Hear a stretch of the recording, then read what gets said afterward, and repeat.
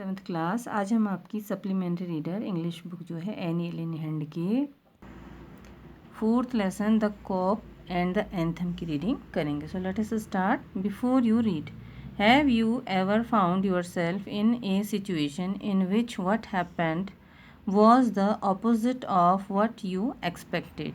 If so, you are familiar with the irony of the situation, which is often embarrassing.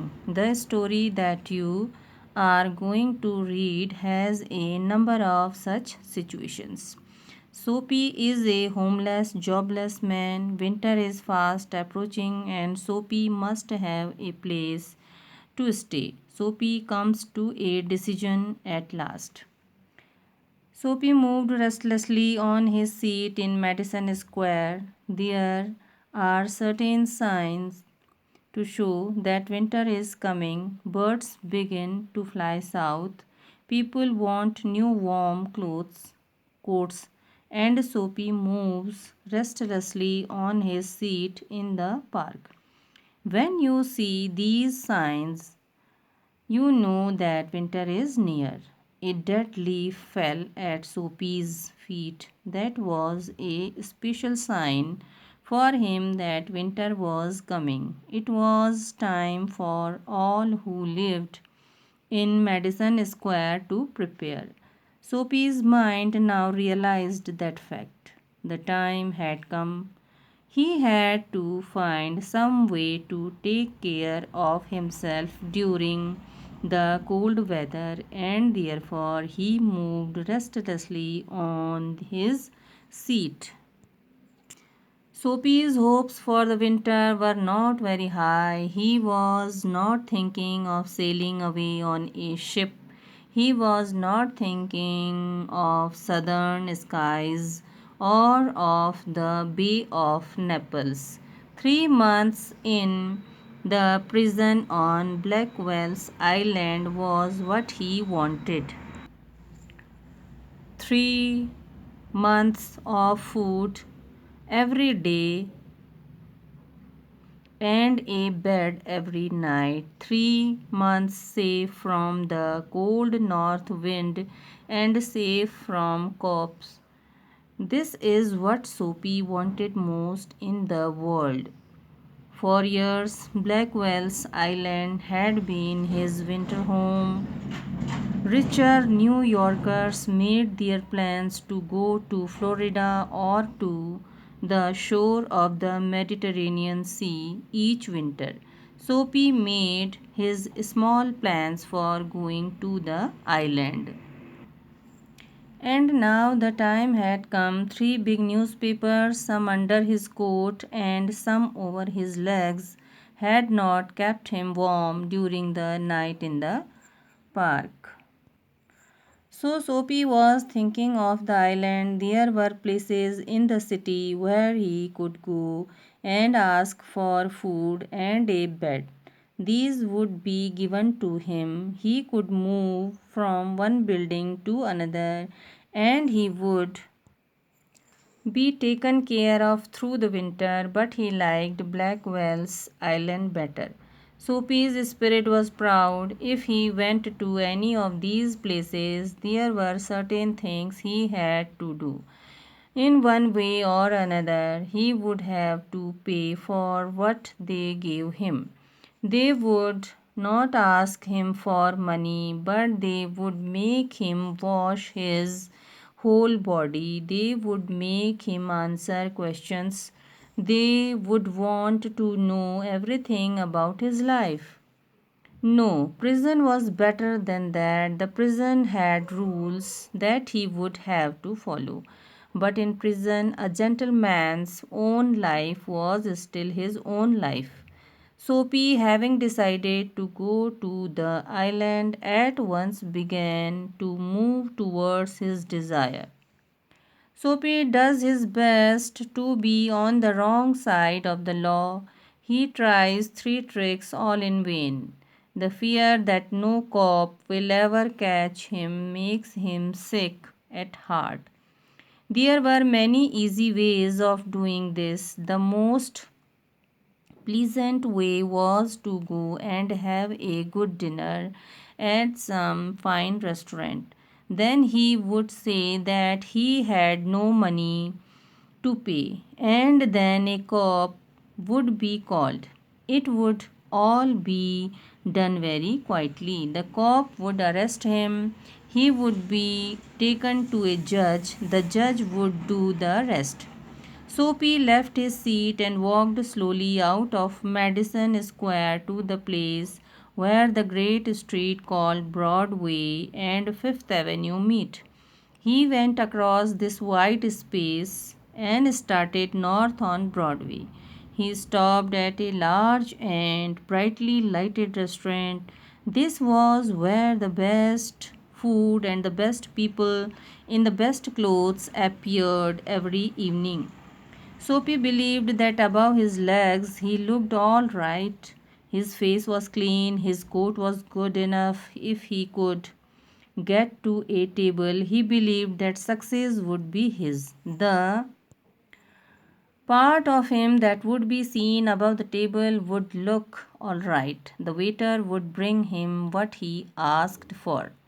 He began thinking of what he would like to eat. In his mind, he could see the whole dinner. The cost would not be too high. He did not want the restaurant people to feel any real anger, but the dinner would leave him filled and happy for the journey to his winter home. But as Soapy put his foot inside the restaurant door, the head waiter saw his broken old shoes and the torn clothes that covered his legs. Strong and ready hands turned Soapy around and moved him quietly and quickly outside again. Soapy turned off Broadway. It seemed that this most easy way to the island was not to be his. He must think of some other way of getting there. At a corner of 6th Avenue was a shop with a wide glass window, bright with electric lights. Soapy picked up a big stone and threw it through the glass. People came running around the corner. A cop was the first among them. Soapy stood still and he smiled when he saw the cop. "Where is the man that did that?" asked the cop. "Don't you think that I might have done it?" said Soapy. He was friendly and happy. What he wanted was coming towards him. But the cop's mind would not consider Soapy. Men who break windows do not stop there to talk to cops. They run away as fast as they can. The cop saw a man further along the street running. He ran after him, and the Soapy, sick at heart, walked slowly away. He had failed 2 times. Across the street was another restaurant. It was not so fine as the one on Broadway. The people who went there were not so rich. Its food was not so good. Into this Soapy took his old shoes and his torn clothes, and no one stopped him. He sat down at a table and was soon eating a big dinner. When he had finished, he said that he had no money.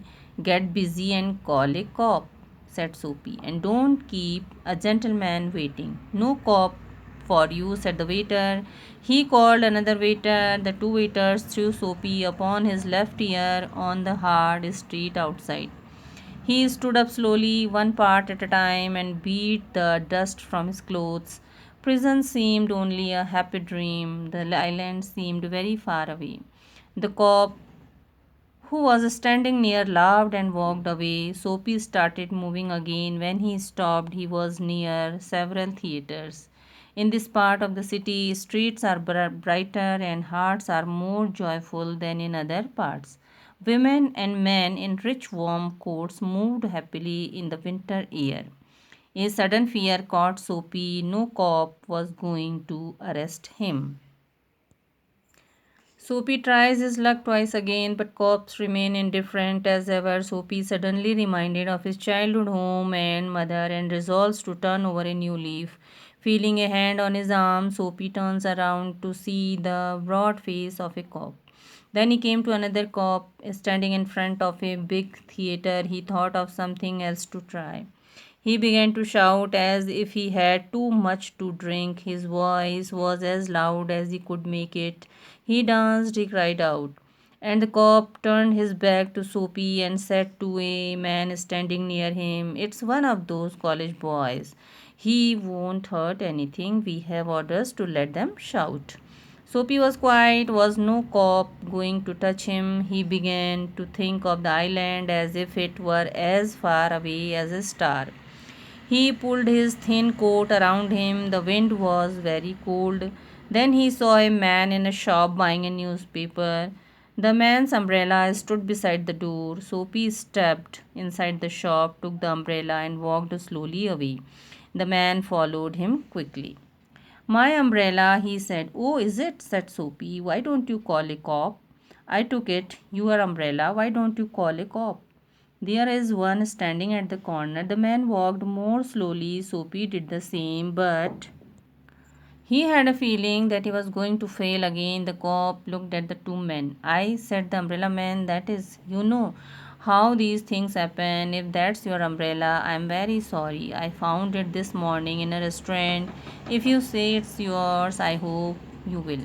"It's mine," cried Soapy with anger in his voice. The umbrella man hurried away. The cop helped a lady across the street. Soapy walked east. He threw the umbrella as far as he could throw it. He talked to himself about cops and what he thought of them. Because he wished to be arrested, they seemed to believe he was like a king who could do no wrong.